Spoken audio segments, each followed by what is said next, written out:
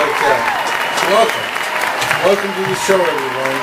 Now, I'm told that we're having absolutely no problems with our satellite, so we have a great show, a lot of surprises, but we're going to go straight to a live interview with former Erie County Executive Rick Schenker.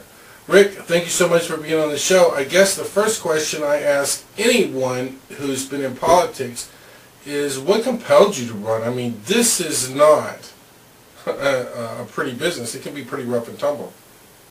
I ran for office because I had a desire to make a difference in this community. I saw some things that were wrong, that needed changed.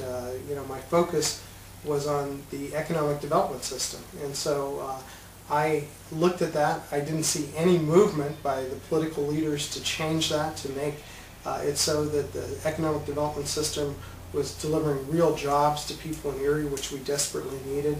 And I had a vision to do that. I told people about it. They obviously thought it was a good vision because they elected me. Well, did you find any surprises when you got there, the way things ran? Were there any roadblocks to your vision for Erie County? Well, politics is a funny business. A lot of people get in politics to make a name for themselves.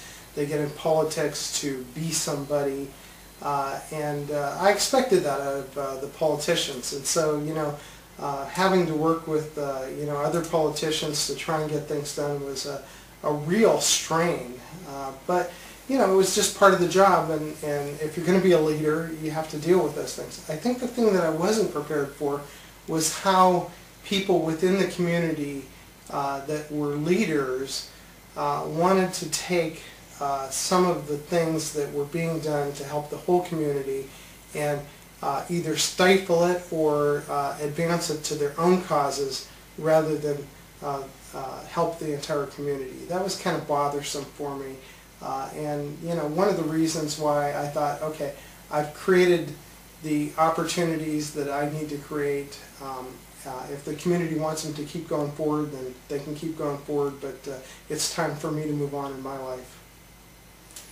Well, you did have a number of good ideas, so why did you leave politics? Well, again, I loved what I was doing. I thought I could do it for another 4 years. I thought I could make a difference if I did it for another 4 years. But there were a few things that were missing in my life. Number one, I wanted to be involved in some of the Christian work that I've done in the past, and I wanted to do more of that, and I am doing that now. The second thing is I really wanted my privacy. When you're in public office, you completely lose your privacy.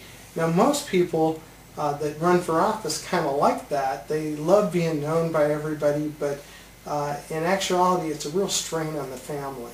And I wanted to get to a place in life where we could go someplace and not take a half an hour or an hour just to sit down because people want to come up and talk to you all the time, or where everywhere you go, people were looking at you. It just, I just want to be a private person.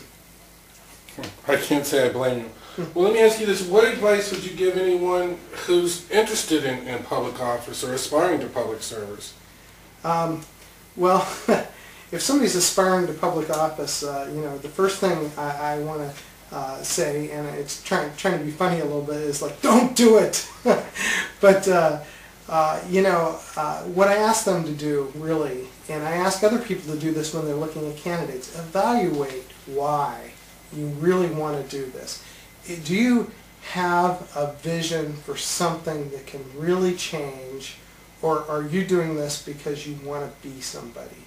If you're doing this because you want to be somebody, stay out of it, because it's not a nice business. It's not a great thing to do with your life. There's a lot of problems having all the public exposure, and public exposure is never going to be nice because in many cases the media is going to use sensationalism that's not going to look good for you.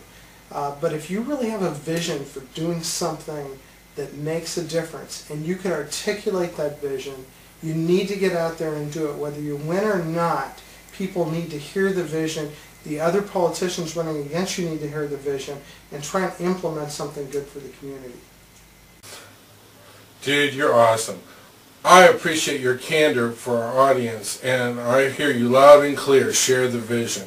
So, Rick, thank you so much. You did this on short notice. I appreciate it. Our audience appreciates it. Yep. We're just trying to get people interested in the process again because things have fallen off so badly. So thank you so much for being on the show. You bet.